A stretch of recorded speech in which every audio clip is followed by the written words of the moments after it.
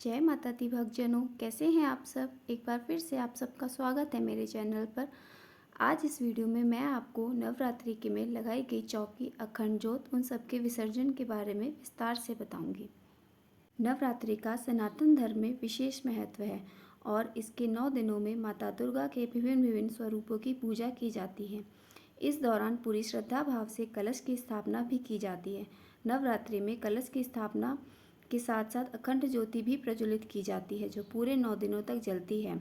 इसके बाद नवमी तिथि के दिन, जिसे रामनवमी भी कहा जाता है, उस दिन राम नवरात्रि का समापन होता है।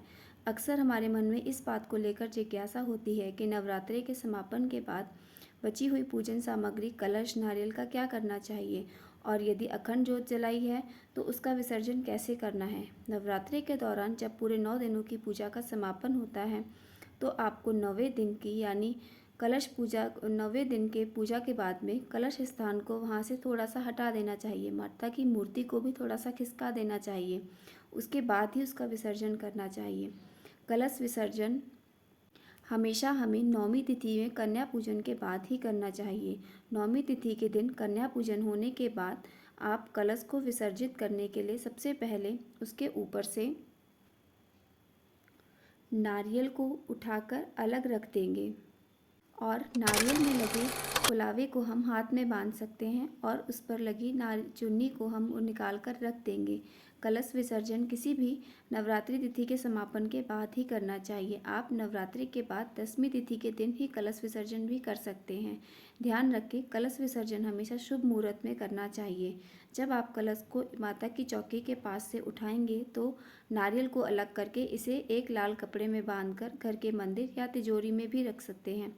आप इस नारियल को नदी में प्रवाहित भी कर सकते हैं। वहीं आप चाहें तो माता को चढ़ाए हुए नारियल को आप प्रसाद की तरह भी ग्रहण कर सकते हैं और इसे कन्या को भी खिला सकते हैं।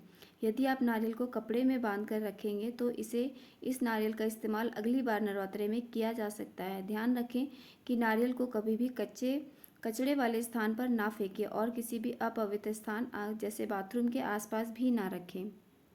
कलश में बचे हुए जल को भी हमें ऐसे ही कहीं नहीं फेंक देना चाहिए। कलश के अंदर जो हमने 5 सामग्री डाली होती है उसमें सिक्के को निकालकर आप अपनी तिजोरी में रख लें और बाकी सामान को विसर्जन वाले सामान के साथ रख लें। कलश से नारियल हटाने के बाद इसमें आप रखे जल को पूरे घर में छिड़क दें और इसमें बाकी बचे हुए जल को गमले में प्रवाहित कर दें। कभी भी इस जल को नाली या वॉश बेसिन में नहीं बहाना चाहिए। इस जल को गंगा जल के समान पवित्र माना जाता है और इसे पूरे घर में छिड़कने से घर में सकारात्मक ऊर्जा आती है। वहीं इस कलश के भीतर रखे सिक्के को आप हमेशा अपने पर्स या तिजोरी में भी रख सकते हैं। इससे आपकी आर्थिक स्थिति अच्छी बनी रहती है। यदि आपने अखंड ज्योत प्रज्वलित की है तो कोशिश करें उसे आप अपने आप ही शांत होने दें। कभी भी अखंड ज्योत को जानबूझकर या फूंक मारकर नहीं बुझाना चाहिए। यदि आप अखंड ज्योत को जानबूझकर बुझाते हैं तो ये शुभ नहीं माना जाता है। अखंड ज्योति के समापन के बाद इसकी बाती को निकाल कर अलग रख लें और इसमें तेल बचा हुआ है तो उस तेल को आप दोबारा पूजा में इस्तेमाल कर सकते हैं। अखंड ज्योति के दीपक का तेल भी बहुत पवित्र माना जाता है। नवरात्रि में कलश के पास उगे हुए ज्वारों को आपको क्या करना है, उसके लिए भी आपको इन ज्वारों को भी विसर्जन करना होता है। जब आप कलश का विसर्जन कर दें तब कलश के आसपास उगे ज्वारों को बर्तन से निकालकर किसी गमले में इसका विसर्जन करने के लिए रख लें। इसमें से कुछ ज्वारे निकालकर अपनी तिजोरी या पैसों के स्थान पर रख दें और घर में सभी से अपने कान में एक एक 2-2 ज्वारे लगा लें। आपके घर में कभी भी धन धान्य की कमी नहीं होगी। मान्यता है कि ज्वारे आपके घर की समृद्धि का प्रतीक होते हैं। नवरात्रि कलश विसर्जन के समय जो आपने चावल इस्तेमाल किए होते हैं अक्षत के रूप में, उसे भी आप विसर्जन के लिए निकाल कर एक जगह रख लें या फिर आप उन्हें चिड़िया को खिलाने के लिए भी रख सकते हैं। इसे भी पूरे घर में छिड़कने में बहुत शुभ माना जाता है। पूरे 9 दिनों तक कलश में जल भर कर रखा जाता है। पूरे समाप्त होने के बाद आप इस जल को पूरे घर में छिड़क सकते हैं। ऐसा कहा जाता है कि इस जल को छिड़कने से सारी नेगेटिव एनर्जी दूर होती है और घर में सकारात्मक माहौल बनता है। इसके अलावा आप इस जल को तुलसी या किसी अन्य पौधे में भी डाल सकते हैं। बचे हुए चावलों में से आप कुछ चावल अनाज में मिला भी सकते हैं। बाकी चावल आप गमले में डालें या फिर आप चिड़िया को खिलाने के लिए रख सकते हैं या फिर आप इनका भी विसर्जन कर सकते हैं। अगर ये चावल बहुत ज़्यादा हैं तो आप इसे किसी को दान भी कर सकते हैं। नवरात्रि के समय कलश विसर्जन के नियम का आप हमेशा ध्यान रखें। जब भी आप कलश की स्थापना करें, घर में करें, तो आपको ध्यान रखना है कि इसका नियम विसर्जन से ज़रूर करें।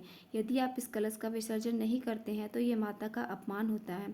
कलश विसर्जन के समय आपको कुछ मंत्रों का जाप जरूर करना चाहिए। इसमें है ओम ऐं ह्रीं क्लीं चामुंडाय विच्चे मंत्र का जाप करना सबसे शुभ होता है। यदि आप कलश की स्थापना घर में करते हैं तो आपको कन्या पूजन भी करना जरूरी माना जाता है। इससे ही पूजन का पूर्ण फल मिलता है।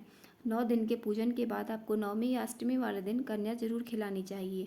यदि आप नवरात्रि के बाद कलश विसर्जन के समय यहाँ बताई गई सारी बातों का ध्यान रखेंगे तो आपके घर में सदैव खुशहाली बनी रहेगी। और इस बार जो भी आपने नवग्रह या षोडश मातृका बनाई हो उनको भी आप इसी तरह से विसर्जन कर सकते हैं। विसर्जन का इस बार शुभ मुहूर्त 12 तारीख को कहा गया है। सुबह 5:25 से लेकर 9:44 तक आप किसी भी समय विसर्जन कर सकते हैं। यदि आप नवरात्रि के बाद कलश विसर्जन के समय बताई गई इन सब बातों का ध्यान रखते हैं तो माता रानी की कृपा हमेशा आप पर और आपके परिवार पर बनी रहती है। यदि आप नवरात्रि के बाद कलश विसर्जन के समय यहाँ बताई गई बातों का ध्यान रखेंगे तो आपके घर में माता रानी हमेशा खुशहाली प्रदान करेगी। आपको मेरा ये वीडियो कैसा लगा कमेंट करके ज़रूर बताएं। माता रानी की कृपा आप पर और आपके परिवार पर सदा सर्वदा इसी तरह बनी रहे। जय माता दी।